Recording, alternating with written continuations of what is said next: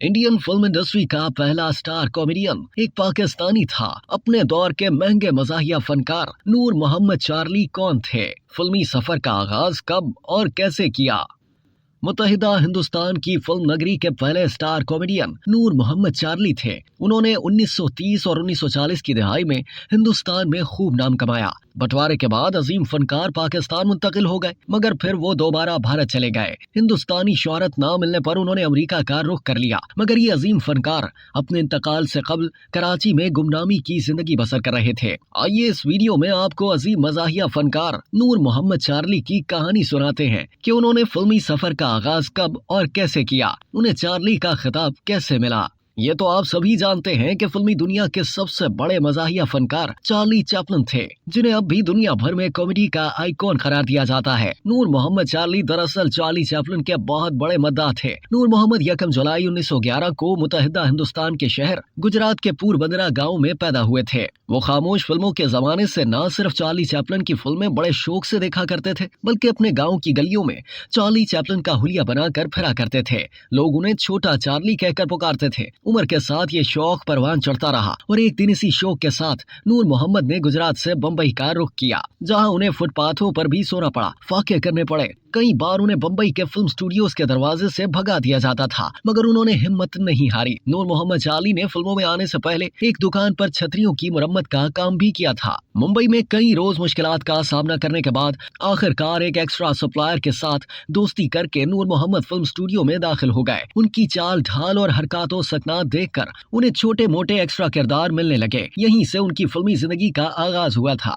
1940 में एक फिल्म मुसाफिर में नूर मोहम्मद ने अपनी सलाहियतों से खुद को मनवाया। बाद 1942 में फिल्म संजोग में एक अच्छा किरदार मिला, जिसमें शानदार अदाकारी से उन्होंने शायकीन के दिल जीत लिए। ताहम फिर अगली फिल्म लेख प्रमेख और फिर मुसाफिर ने उसको शोहरत की बुलंदियों तक पहुंचा दिया था। मुंबई में इंडियन चार्ली के नाम से एक फिल्म बनाई गई, जिसे हिंदुस्तान भर में बड़ी शोहरत मिली थी। अब नूर मोहम्मद चार्ली सफ़े अव्वल के मज़ाहिया आर्टिस्ट बन गए थे। चार्ली चैपलिन को अपना आइडियल बनाते हुए बम्बई की फिल्म इंडस्ट्री में नूर मोहम्मद चार्ली ने अपने फिल्मी कैरियर का आगाज किया था और फिल्म बीनों को अपनी तरफ मतवज्जे कर लिया था। नूर मोहम्मद चार्ली ने बिल्कुल चार्ली चैपलिन को ही अपना ओढ़ना और बिछौना बनाया हुआ था।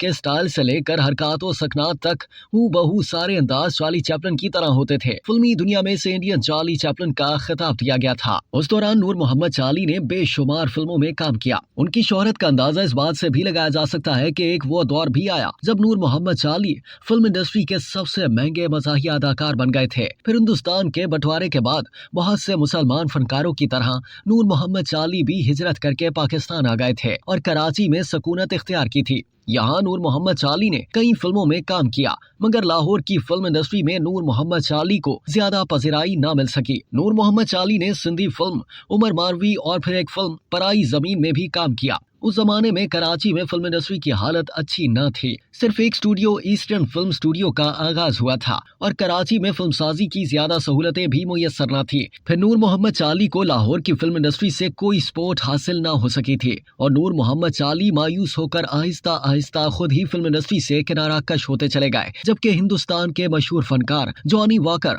और महमूद नूर मोहम्मद चार्ली के बड़े कदरदान थे और दोनों इन्हें फॉलो करते थे। नूर मोहम्मद चार्ली को ये एजाज भी हासिल हुआ कि उन्होंने बड़े सगीर की नामवर गुलकारा अदाकारा सुरैया के साथ भी प्लेबैक गीत गाया था। नूर मोहम्मद चार्ली की 6 बेटियां और 6 बेटे थे। मुत्तहिदा हिंदुस्तान के पहले स्टार कॉमेडियन 75 साल की उम्र में 30 जून 1980 को इस दुनिया से रुखसत हो गए। उनके बड़े बेटे लतीफ चार्ली ने अपने वालिद के नक्शे कदम पर चलते हुए अदाकारी का इंतखाब किया। उन्होंने शुरू ही से फिल्मों में काम किया और खास तौर पर वो पाकिस्तान के मारूफ अदाकार और फिल्मसाज परवेज मलिक की तमाम फिल्मों में शामिल रहे, जिनमें खास तौर पर दोराहा, सालगिरह और दूसरी कई फिल्में नुमाया हैं। इसके अलावा उन्होंने अंग्रेजी में बनने वाली फिल्म जिनाह में काम किया। बादशाह लतीफ चार्ली ने कई ड्रामों और सीरियल में भी काम किया, जिनमें शमा, मेरा नाम मंगू और ताबीर खास तौर पर काबिले जिक्र हैं। सीरियल शमा में उन्हें अवार्ड भी दिया गया।